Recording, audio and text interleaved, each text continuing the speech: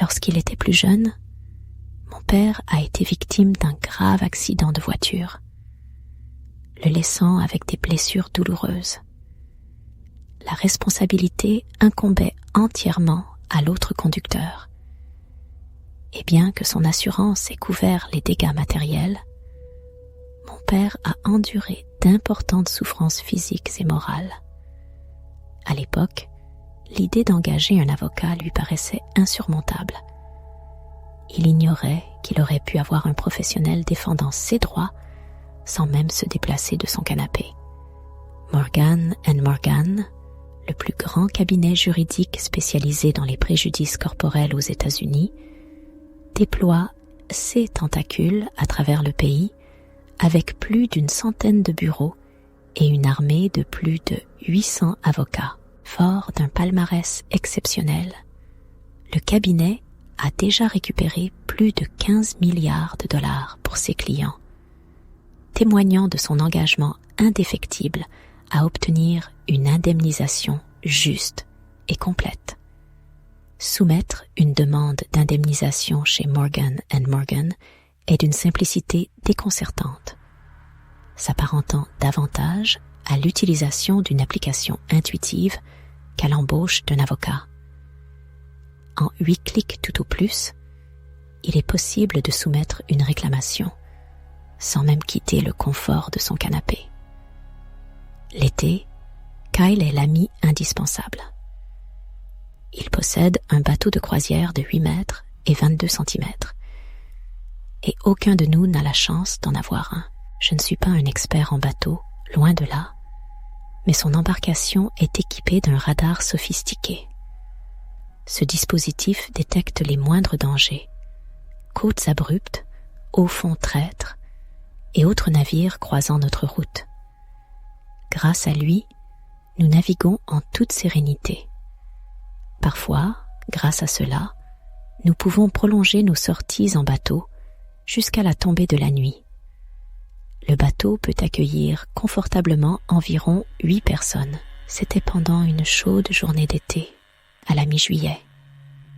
Kyle nous a emmenés à 5 sur le bateau, juste pour profiter d'un verre dans la baie. Puis, des heures plus tard, il nous a conduits à un bar-restaurant au bord de l'eau où nous avons amarré le bateau, mangé, bu et décompressé pendant encore quelques heures. Il restait une abondance de soda alcoolisé dans la glacière, et c'était un vendredi soir. Alors, après avoir quitté le restaurant, Kyle nous ramena au milieu du lagon où nous avons navigué lentement, la musique à fond. Kyle ne boit pas vraiment. Alors c'est parfait qu'il soit celui qui a le bateau, et il aime juste nous balader sans avoir à boire. Nous avons dépassé le phare sur l'île Barrière. Nous avons tous eu cette conversation sur le côté à la fois étrange et fascinant des phares la nuit. Kyle coupa le moteur et nous restâmes un moment en suspension, bercés par la musique qui flottait encore dans l'air. Tandis que les autres bavardaient, j'étais comme hypnotisé par le phare, incapable de détacher mes yeux de sa silhouette imposante. Peut-être était-ce parce que j'étais si absorbé, si loin de leur conversation, que je fus le seul à entendre un cri déchirant, provenant de la distance. J'ai demandé à plusieurs reprises de couper la musique avant que celui qui était connecté ne finisse par appuyer sur pause. J'annonçai alors que j'avais entendu un hurlement lointain. Nous dérivions paisiblement à côté d'une île, nichée entre la terre ferme et l'île Barrière. Un silence flottant s'installa, alors que nous tanguions doucement.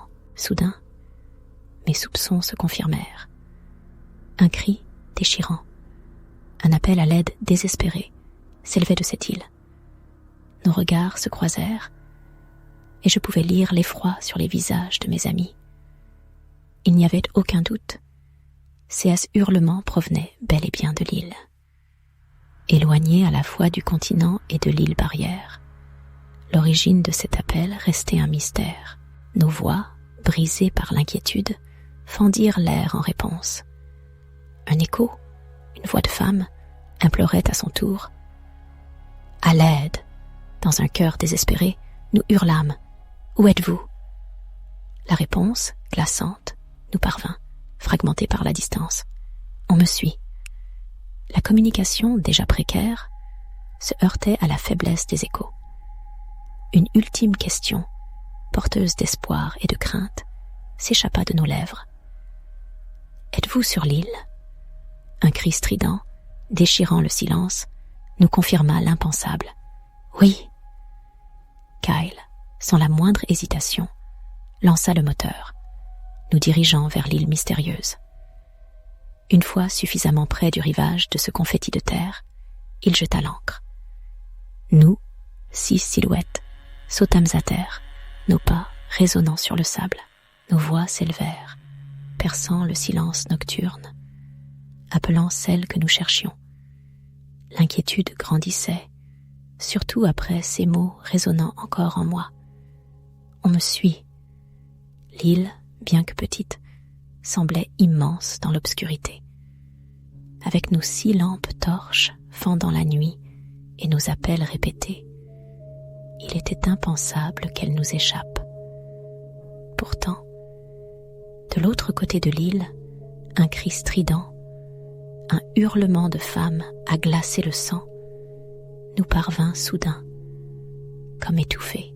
Mes amis et moi, pris de panique, hurlâmes tous en même temps, convenant de nous retrouver de ce côté de l'île. Nous courûmes, chacun donnant le meilleur de lui-même. Je dévalais, à travers une végétation hostile, les pieds nus lacérés par les épines. Quand j'atteignis enfin l'autre rive, mes pieds étaient en sang. Mais il n'y avait absolument personne. J'ai retrouvé mes amis Kyle et Jake, déjà présents. Ils m'ont raconté avoir entendu le bruit d'un moteur de bateau s'éloignant. Une vague fraîche sillonnait la surface de l'eau, témoignage du passage récent d'une embarcation. L'obscurité ambiante empêchait de distinguer quoi que ce soit au loin. J'ai immédiatement contacté les services d'urgence. J'ai signalé l'incident afin que la patrouille maritime puisse surveiller d'éventuels bateaux naviguant sans feu. Rapidement, une embarcation de la patrouille maritime a rejoint le bateau de Kyle, où nous étions amarrés. Nous avons exposé la situation aux 2 agents à bord. Ils ont alors lancé un appel général par radio, mobilisant toutes les unités disponibles. Une véritable chasse à l'homme s'est enclenchée. L'embarcation disparue n'a jamais refait surface. Du moins, aucun écho n'en est parvenu jusqu'aux médias. L'île, elle, se révéla désespérément vide lors de nos recherches. Perturbé par ces événements inexplicables, Kyle ramena le bateau au port, et nous nous retrouvâmes tous dans son jardin, à refaire le film de cette étrange journée. À ce jour, le mystère demeure entier. Aucune disparition de femme ne fut signalée, alimentant encore davantage nos interrogations. Dans les annales familiales, une histoire se raconte avec une constance glaçante, distillant à chaque fois une même dose d'effroi. Est-ce que cela relevait d'un sinistre enlèvement, ou bien d'une farce macabre orchestrée par des esprits dérangés? Le mystère demeure entier, enveloppé d'une brume d'incertitude. Nous sommes dans les années 80. Mon père et mon oncle Jacques, 2 âmes passionnées par la pêche, étaient inséparables. Leur passion commune les menait souvent vers des rivages inconnus, à la recherche de la prise parfaite. Plusieurs fois par an, ils partaient pêcher en haute mer sur le bateau de mon oncle. C'était un cabin cruiser des années 70, doté de 2 cabines. J'ai vu des photos. C'était un monstre marin. Mon oncle habitait autrefois à Cape Cod, dans le Massachusetts, où il amarrait son bateau. De temps en temps, mon père y montait le temps d'un week-end pour passer une nuit en mer avec son frère. Jamais la pêche ne m'a passionnée. Mon père a tenté de m'initier, en vain. Ce n'est tout simplement pas mon truc. Je ne vais pas non plus feindre une expertise que je n'ai pas. Mais je sais que plus on s'aventure loin en mer, plus le poisson se fait gros et abondant. De mémoire, il recherchait surtout le bar rayé, le thon et la morue. Il s'éloignait d'environ une vingtaine de miles des côtes et capturait tout ce qui pouvait tenir sur leur embarcation. Autrefois, leur passion était telle que les murs de la maison de mon oncle sont encore, aujourd'hui, couverts à 90% de photos de lui et de mon père tenant fièrement des poissons. Une nuit particulièrement nuageuse, sous une nouvelle lune invisible, ils se trouvaient dans la cabine, partageant une bière et jouant aux cartes après le dîner, quand soudain, un incident perturba la quiétude ambiante. Les lumières s'éteignirent brusquement. Mon oncle Jacques se résolut à inspecter le tableau électrique, une tâche ardue dans l'obscurité, éclairée seulement par une lampe de poche défaillante. Il découvrit alors que 2 fusibles avaient sauté, plongeant le bateau dans un noir presque complet et éteignant les feux de navigation. Ils n'avaient guère d'autre choix que d'écourter leur nuit et d'attendre l'aube pour regagner la rive. Mais 1 heure plus tard environ, ils commencèrent à entendre un bourdonnement provenant d'une vingtaine de mètres à l'horizon. Ils sortirent sur le pont du bateau, et mon père raconte toujours qu'il était presque impossible de dire si ses yeux étaient ouverts ou fermés, tant l'obscurité était profonde. Un étrange bourdonnement émanait de derrière le bateau. Mon père et mon oncle se dirigèrent tous deux vers la poupe du bateau, et ils réalisèrent que ce bourdonnement ne ressemblait à aucun poisson connu. On disait que cela ressemblait à un gémissement humain, mais même avec la lampe torche, leur vision ne dépassait guère 5 mètres. La pluie commençait à tomber, les forçant à se réfugier à l'intérieur de la cabine. L'idée de naviguer dans cette obscurité pluvieuse était absurde. Alors, ils préférèrent dormir. Au petit matin, mon oncle réveilla mon père et l'invita à le rejoindre sur le pont. À travers l'épais brouillard matinal, ils aperçurent une autre embarcation, flottant non loin de là. Mon oncle Jack, manœuvrant habilement, rapprocha son embarcation du navire silencieux. Un coup de sifflet strident perça l'air, un appel désespéré à quiconque se cacherait à l'intérieur. Le navire fantôme semblait déserté. Avec précaution, Jack fixa une corde entre les 2 bateaux, puis sauta à bord. La porte de la cabine céda sans résistance. Un pas dans l'obscurité et une odeur putride l'assaillit, une émanation de mort qui lui vrilla l'estomac.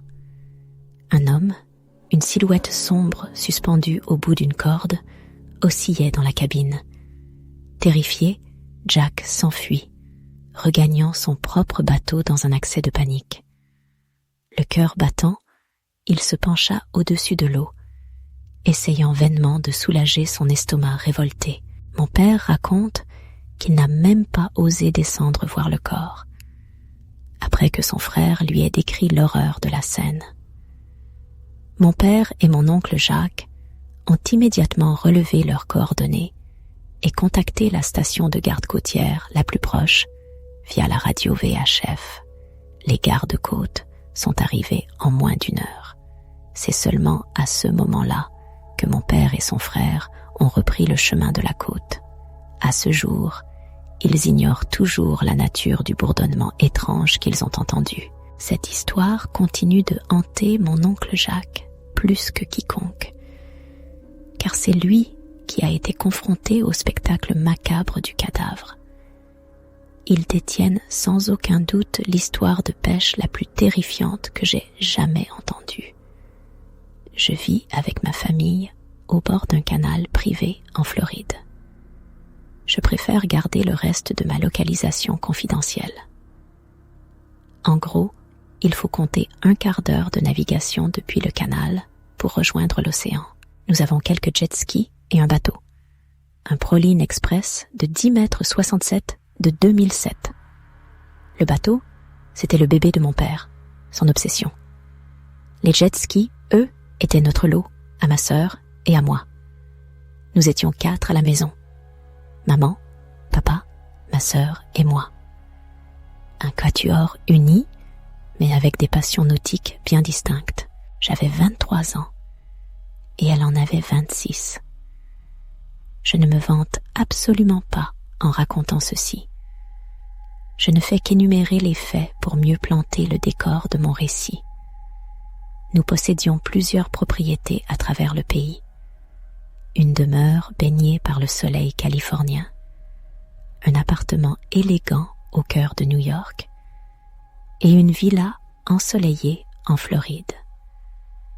Notre maison principale, celle que je considère comme notre foyer, est notre demeure en Floride. C'est là que ma sœur et moi avons grandi et où nous avons fait toutes nos études. Elle se trouve dans une résidence sécurisée. Nos parents sont souvent absents, voyageant à travers le pays pour leurs affaires. Ainsi, ma sœur, notre chien et moi-même, nous retrouvons souvent seuls dans cette grande maison. Nous avons une belle propriété. Et quand nous sommes livrés à nous-mêmes, il nous arrive d'organiser des fêtes et de grandes réunions dans le jardin.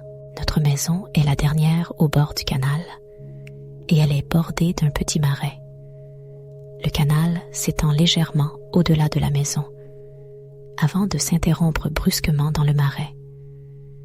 Dans cette direction, notre intimité est totale, à l'abri de tout regard indiscret.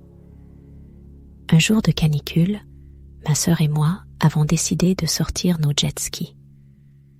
Comme je l'ai mentionné, il faut compter un quart d'heure pour quitter le canal et atteindre la baie. Une fois là, nous choisissons soit de rester dans la baie, soit de passer sous le pont et de nous aventurer en pleine mer. Cependant, l'océan peut parfois être trop agité. Alors, nous préférons généralement rester dans la baie, en fonction de la marée. Il y a toujours de nombreux bateaux qui se prélassent dans la baie. Après une balade en jet ski, nous nous sommes arrêtés au milieu de la baie, juste pour nous détendre.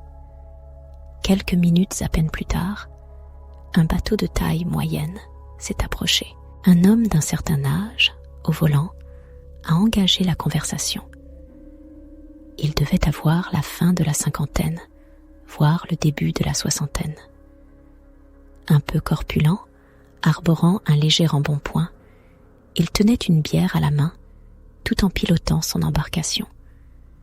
Il a tout de suite commencé à nous parler de nos jet skis, puis des siens, et enfin, de son immense demeure au bord de l'eau. Il nous avait proposé de venir nager dans sa piscine, mais lorsque nous avons décliné, prétextant devoir bientôt rentrer, il s'est enquis de notre provenance. Loin de moi l'idée de me vanter, mais ma sœur et moi ne manquons pas d'attrait, attirant parfois l'attention d'individus peu recommandables.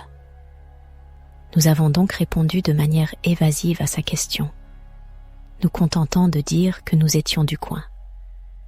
Ma sœur a pris l'initiative de démarrer son jet ski en premier, signalant ainsi notre départ imminent. Nous lui avons fait un signe d'au revoir aussi amical que possible et avons repris notre promenade sur l'eau. Un rire nerveux a éclaté entre nous dès que nous nous sommes éloignés de son embarcation. Il faut dire que l'invitation à barboter dans sa piscine, lancée à 2 jeunes femmes qui auraient pu être ses filles, avait quelque chose d'étrange, même si nous avions déjà vu pire. Peu après, la décision fut prise. Il était temps de rentrer et de ranger les skis. Nous avons flâné sur le canal, atteignant presque les 80% du trajet. Arrivés à l'endroit où notre canal croisait un autre, formant une sorte de T, et nous engageant sur notre portion habituelle, nous avons aperçu un bateau non loin derrière nous, précisément sur la section que nous venions de quitter. Le bateau se profilait, étrangement familier. C'était celui de l'homme qui nous avait interpellés plus tôt, dérivant lentement sur le canal. Simple coïncidence? Habitation proche? Impossible de le savoir, mais nous reprenions notre chemin vers la maison, amarrant nos jet skis. L'atmosphère se chargeait d'une tension palpable. Alors que nous rincions nos engins, l'embarcation réapparut, glissant silencieusement vers notre propriété, rompant le calme du canal. Il stoppa son embarcation juste devant notre ponton, son sourire inquiétant figé sur son visage. Une fois de plus, il entama une conversation, complimentant notre maison et notre jardin avec une insistance qui mettait mal à l'aise. Ma sœur finit par nous rejoindre et exprima tout haut ce que nous pensions tous les deux. Pourquoi nous avoir suivis jusqu'ici?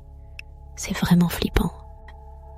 Il répondit, avec un calme déconcertant, qu'il habitait également dans le quartier et qu'il voulait simplement jeter un coup d'œil à notre canal. Je crois qu'il a finalement compris que sa présence nous dérangeait et que nous n'avions aucune envie de poursuivre cet échange. Il fit volte-face avec sa barque au milieu des marais, un sourire forcé et une main levée en signe d'adieu. Ni l'un ni l'autre ne répondîmes à son salut.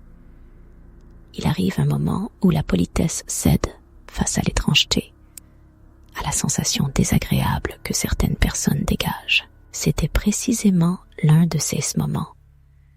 Sans attendre, nous appelâmes notre père pour lui raconter notre rencontre avec cet individu singulier. Il était furieux contre nous, car nous avions oublié d'enregistrer son bateau, une négligence que nous regrettions amèrement. Mais l'histoire ne s'arrêta pas là. Plus tard dans la nuit, notre chien se mit à aboyer furieusement au rez-de-chaussée. Ma sœur et moi fûmes réveillés en sursaut. J'ai jeté un coup d'œil par la fenêtre de ma chambre, donnant sur le jardin, et je jure devant Dieu avoir aperçu une silhouette massive traverser le jardin en courant vers le quai, avant de plonger dans quelque chose flottant sur l'eau. J'ai soulevé la fenêtre et scruté l'obscurité, mais le voile de la nuit ne me révélait rien. Ma sœur et moi, le cœur battant la chamade, avons dévalé les escaliers pour nous précipiter vers la porte arrière, inondant la cour de lumière.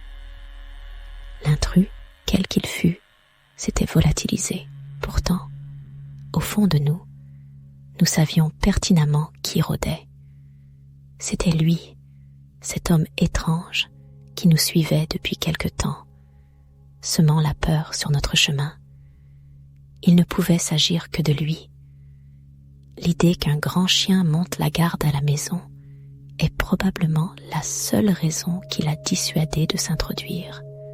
Après l'incident, nous avons interrogé les voisins qui donnent sur le canal, espérant que l'un d'eux aurait enregistré des images de ceux qui s'étaient passés. Hélas, dans ce quartier résidentiel clos, personne ne possède de caméra de surveillance orientée vers l'arrière des propriétés. Maintenant, chaque fois que nous sortons en bateau ou en jet ski, une ombre plane. Nous restons constamment aux aguets, à l'affût de cet homme et de son embarcation.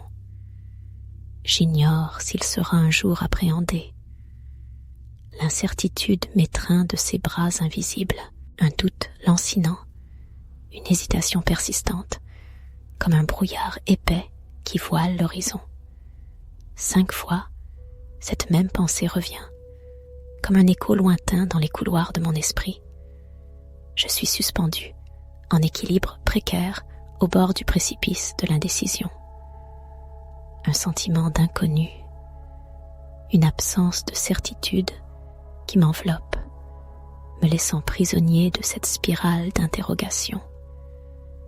L'indécision flottait, un voile ténu tissé de 5 murmures hésitants, un écho répété, comme une question suspendue dans l'air, cherchant désespérément une réponse qui se dérobait sans cesse.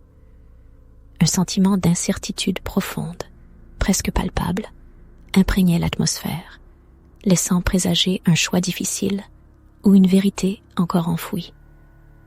On sentait l'âme en proie au doute, incapable de se prononcer, oscillant entre des possibles insaisissables. Dans le labyrinthe obscur de mes pensées, une seule phrase résonne, lancinante et incertaine. 5 fois, elle se répète, comme un écho désespéré dans le vide. Je n'en suis pas sûre. C'est une hésitation qui ronge, un doute qui paralyse, une absence de certitude qui assombrit l'horizon. L'incertitude m'étreint, une brume épaisse qui voile l'horizon de mes pensées. 5 fois, cette hésitation résonne en moi, un écho lancinant dans le labyrinthe de mon esprit. Chaque « je ne suis pas sûre » est une porte close, un chemin non tracé, une question suspendue dans le vide. L'indécision me retient, prisonnier d'un doute persistant. L'incertitude m'étreint, une sensation persistante qui se répète. Encore et encore, 5 fois, la même hésitation résonne en moi, un écho lancinant d'indécision. C'est un voile trouble qui obscurcit ma vision, me laissant suspendu dans un entre-deux, incapable de trancher, de choisir une voie. Un doute tenace qui refuse de s'estomper. Je ne savais trop que penser, flottant dans un océan d'incertitude. L'indécision me tenait en haleine, un voile épais recouvrant la clarté dont j'avais désespérément besoin. Un sentiment étrange, oscillant entre l'espoir timide et le doute tenace, me laissait perplexe, incapable de trancher. L'avenir restait une énigme, une terre inconnue où chaque pas semblait incertain.